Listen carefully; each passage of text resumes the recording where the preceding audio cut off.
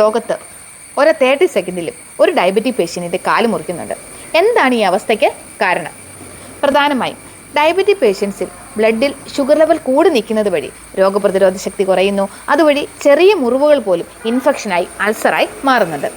അതുപോലെ ഡയബറ്റിക് എല്ലുകളെ ബാധിക്കുകയും കാലുകളുടെ ഷേപ്പിന് വ്യത്യാസമുണ്ടാകുകയും അങ്ങനെ കാലുകളിലെ പ്രഷർ പോയിന്റുകളിൽ കാലസ് ഫോർമേഷൻ ഉണ്ടാകുകയും അത് ചെറിയ മുറിവായി അൾസറായി ഇൻഫെക്ഷനായി മുറിച്ചു മാറ്റപ്പെടുന്ന അവസ്ഥയിലേക്ക് പോകാറുണ്ട്.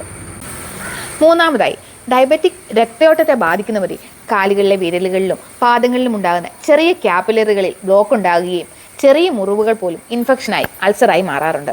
നമ്മൾ സാധാരണയായി ഡയബറ്റിക് പേഷ്യൻസിൽ ഉണ്ടാകുന്ന കാലിലെ നീര്, കറുപ്പ് നിറം ഇതൊക്കെ ബ്ലഡ് സർക്കുലേഷൻ കുറയുന്നതിൻ്റെ ലക്ഷണങ്ങളാണ്.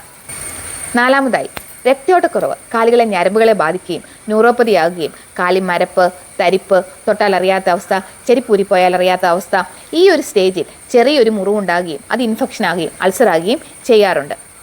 ഇങ്ങനെ അൾസർ ഉണ്ടാകുന്ന അവസ്ഥ പ്രിവെൻറ്റ് ചെയ്യുന്നതിന് വേണ്ടി നമ്മൾ പറയുന്നത് ഷുഗർ കൺട്രോൾ ആക്കി നിർത്തുക.